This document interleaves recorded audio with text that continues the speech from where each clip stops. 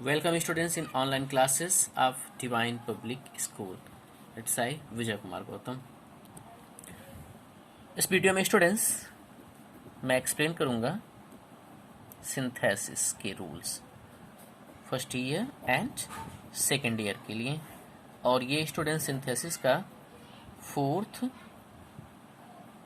Video है। Students, synthesis के इस वीडियो में मुझे आपको ये बताना है कि फॉर्मेशन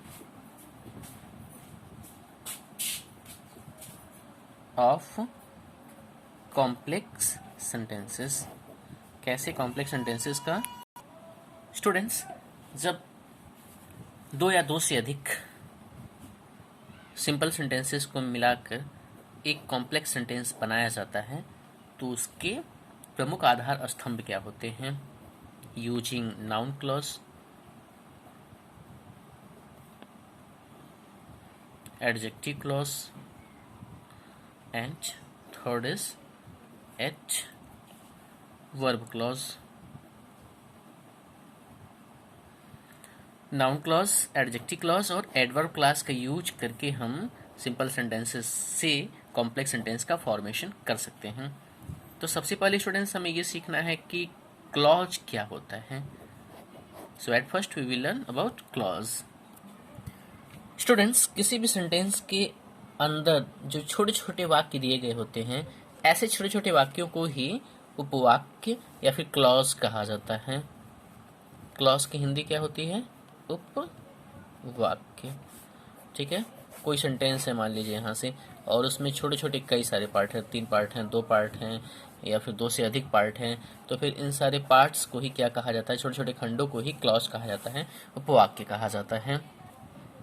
स्टूडेंट्स, आप ये एग्जांपल देखिए। Tell me why you are late. एक सेंटेंस है, 2 पार्ट हैं इसमें। ठीक है, तो ऐसे छोटे छोटे पार्ट्स को ही क्लॉज की संज्ञा दी जाती है। स्टूडेंट्स, क्लॉज 3 टाइप्स के होते हैं: principal clause, subordinate clause and coordinate clause. अब हम जानेंगे सबसे पहले कि प्रिंसिपल क्लॉज क्या होता है। Students, what is principal clause? Principal clause क्या होता है स्टूडेंट्स? प्रिंसिपल क्लॉज वो होता है जो अपनी मीनिंग के लिए कंप्लीट होता है, पूर्ण होता है। वह उपवाक्य जो अपने अर्थ की पूर्णता एवं स्पष्टता के लिए अपने आप में कंप्लीट होता है, ऐसे क्लॉज को ही प्रिंसिपल क्लॉज कहते हैं। एग्जाम्पल के माध्यम से आप देखिए। ये एग्जाम्पल आप देखिए students. Tell me why you are late and second sentence the news that he has died is wrong. First sentence में टेल मी ये कंप्लीट है, ये जो वाक्य है, छोटा सा हिस्सा है वाक्य का, ये अपने आप में कंप्लीट अर्थ रखता है।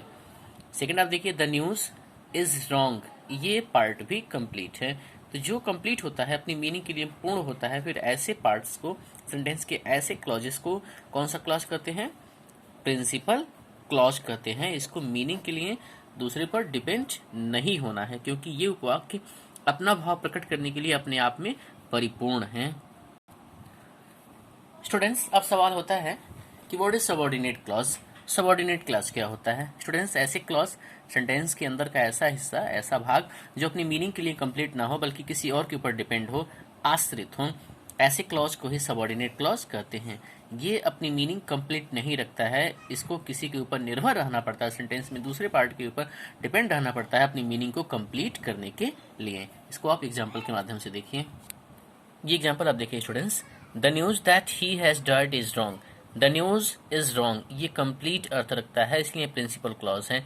दैट ही हैज डाइड, ये सेंटेंस का वो पार्ट है जो अपने आप में कंप्लीट नहीं है, इसको अपनी मीनिंग को कंप्लीट करने के लिए प्रिंसिपल क्लॉज पर डिपेंड होना पड़ता है।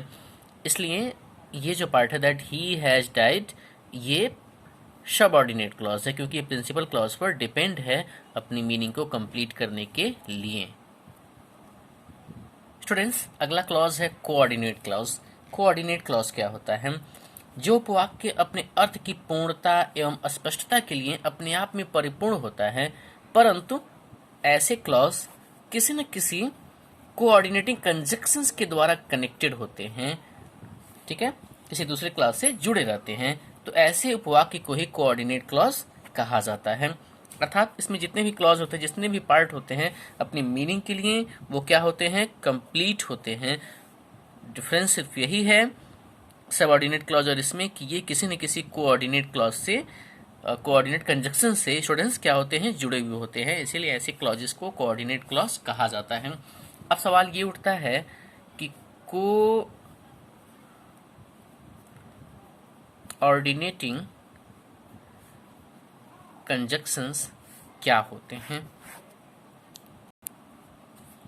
जब मैं स्टूडेंट्स कोऑर्डिनेट क्लॉज को एक्सप्लेन कर रहूँगा या जब करूँगा उस समय मैं आपको कोऑर्डिनेटिंग कंजक्शंस के बारे में एक्सप्लेन करूँगा। सबसे पहले हम अभी बिगिनिंग करेंगे नाउन क्लॉज के बारे में, एडजेक्टिव क्लॉज के बारे में, और तब जाके उसके बाद से एडवर्ब क्लॉज के बारे में। स्टूडेंट्स सबसे पहले subordinate noun clause. Noun clause सबसे पहले हम इसके बारे में जानेंगे। यह उपवाक्य स्टूडेंट्स नाउन की तरह कार्य करता है किसी भी सेंटेंस में, और इसके 5 प्रकार होते हैं। Subject to the verb, object to the verb, object to a preposition, complement to the verb and case in apposition to a noun और प्रोनाउन। ये नाउन क्लॉज के स्टूडेंट्स 5 पार्ट हैं। वहीं स्टूडेंट्स अगर सबऑर्डिनेट क्लॉज की बात किया जाए तो ये सेंटेंस में एडजेक्टिव की तरह काम करता है। आप जानते हैं कि नाउन क्लॉज किसी सेंटेंस में एज अ नाउन कार्य करता है और उसके 5 पार्ट्स हैं जो मैंने अभी एक्सप्लेन किया। सबऑर्डिनेट क्लॉज एडजेक्टिव का जो है वो एज अ एडजेक्टिव के रूप में यूज किया जाता है। Subordinate adjective clause as a adjective use किया जाता है। यह उपवाक्य स्टूडेंट सेंटेंस में आए हुए किसी दूसरे उपवाक्य के किसी नाउन या प्रोनाउन की विशेषता प्रकट करता है, इसीलिए इसको सबऑर्डिनेट एडजेक्टिव क्लॉज की संज्ञा दी गई है। स्टूडेंट्स इस वीडियो में बहुत सारे रूल्स हो गए, इसलिए मैं आपको होमवर्क दे रहा हूं। आप प्रिपेयर कीजिएगा कि क्लॉज क्या होता है, क्लॉज के कितने टाइप्स होते हैं, प्रिंसिपल क्लॉज क्या होता है, सबऑर्डिनेट क्लॉज क्या है, कोऑर्डिनेट क्लॉज क्या है, नाउन क्लॉज क्या है और एडजेक्टिव क्लॉज क्या है।